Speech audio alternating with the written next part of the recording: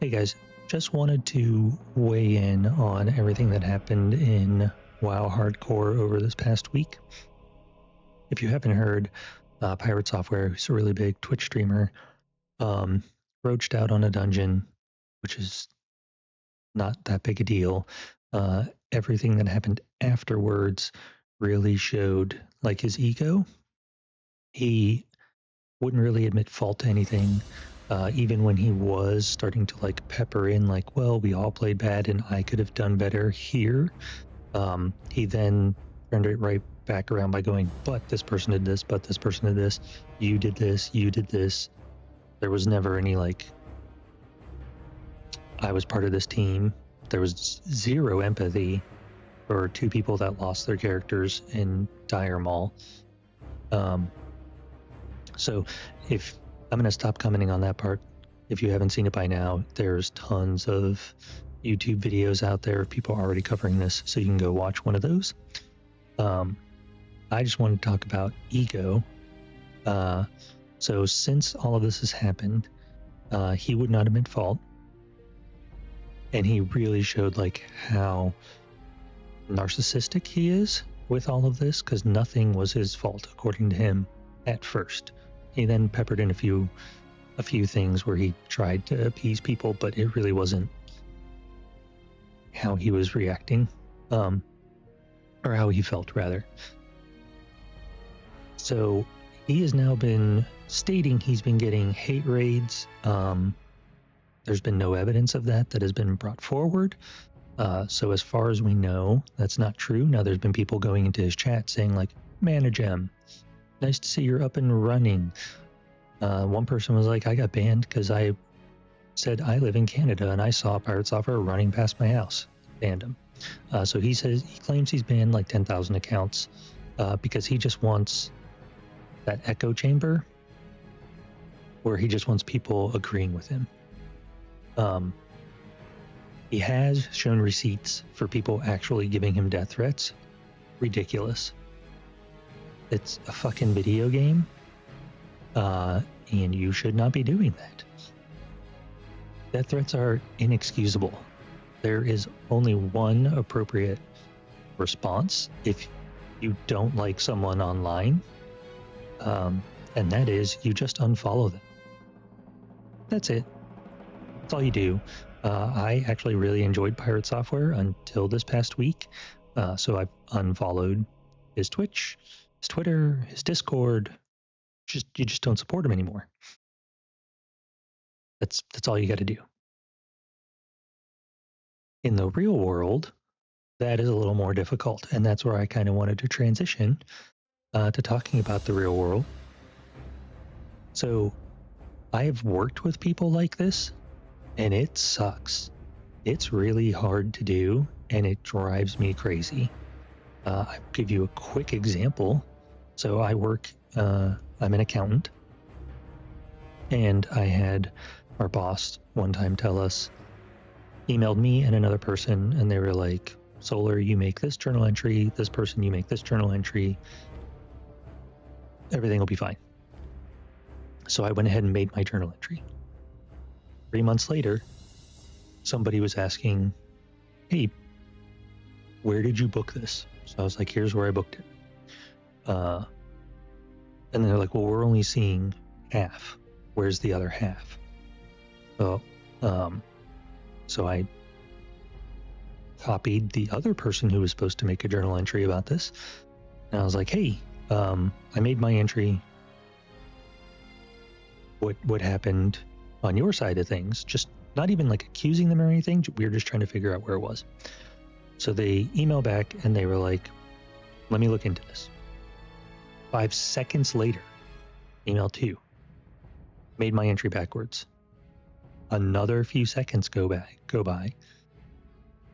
Another email. And there's like directors on this email and everything. And I'm just like an analyst at this point.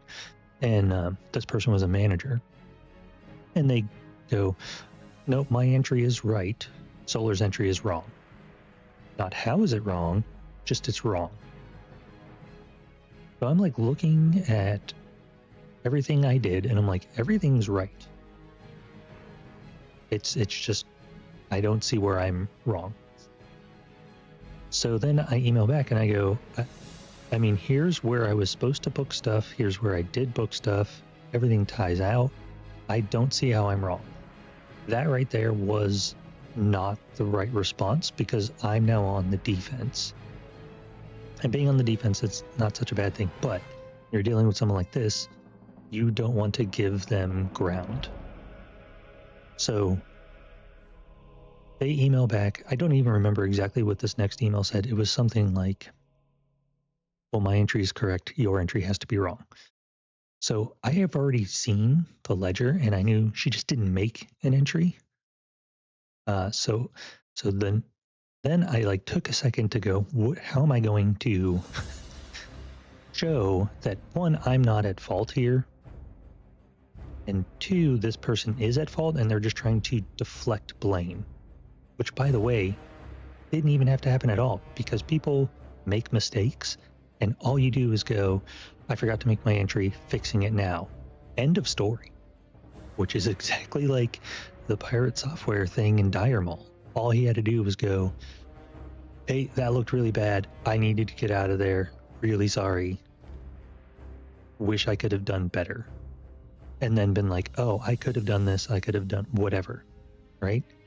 And it would have gone away, which everybody who was covering this all week, everyone's in agreement on that. So same situation here at work. So I finally go email back and I just go, where did you put your entry? If you just show us where you put your entry, right? Like then now we can see where the actual problem is. So this time it took her quite a few minutes to respond. And the response was just, I see where we went wrong. I will fix it. So again, no direct, hey, I fucked up.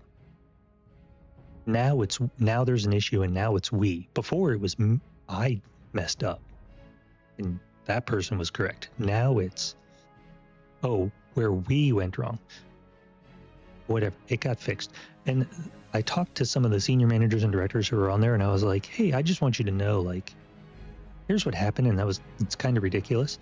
And they were like, I stopped paying attention to the emails. Like, I didn't even care. I just need it fixed. Because that's the thing. Like, they don't care what went wrong. They just need it corrected.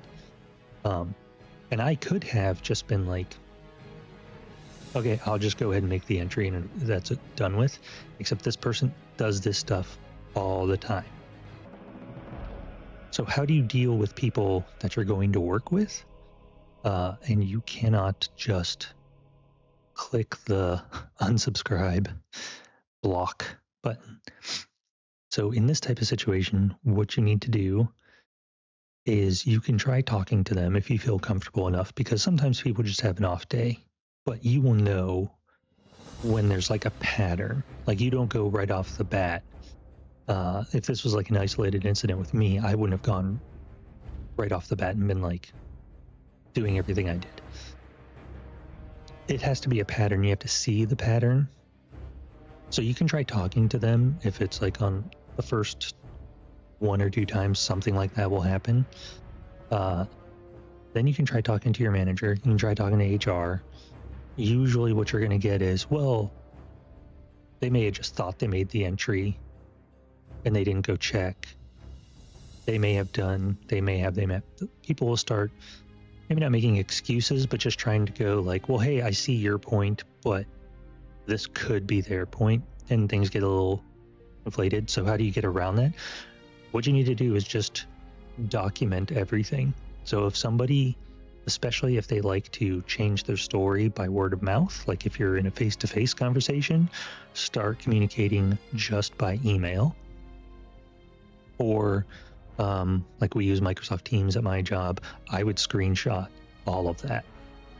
And that's what you do. You then like, it's going to be like a long time that you're going to have to build and show like, hey, this is a pattern with this person that needs addressed. So it's going to be like 6 months or a year or a year and a half of that person just kind of doing what they do, never admitting fault, constantly putting other people down. if they do it enough, you don't have to wait that long, but you just have to, you're basically just building your case. You can also talk to coworkers, and I'm not saying you go and gossip about people. You just, if you witness them doing it to someone else, go, hey, I also kind of get that, and like, I started documenting stuff. Maybe you should start documenting stuff. And this isn't to like get people in trouble. It is to hold people accountable for what they are doing. So same thing with the pirate software thing. He wouldn't take accountability. Ultimately, he got kicked from the guild, which I'm sure he does not feel was justified. But it was. Soda Poppin made the right call. They're like, this guy is now threatening other streamers. He's threatening people in the community. It's going to be hard for people to just play with him in fear of what's going to happen to their Twitch accounts and World of Warcraft accounts. Because, as we all know, he worked at Blizzard for 7 years. Only mentions that every stream. So be careful out there. Content creators you don't like, you just stop watching them, stop supporting them, block them if you want to. Real life, you're going to have to take a much slower approach, document everything, and then present your case. And sometimes people are just assholes, and they may be assholes, and you just have to work with an asshole. Worst case scenario is you look for another job if you are not in a good headspace working where you are.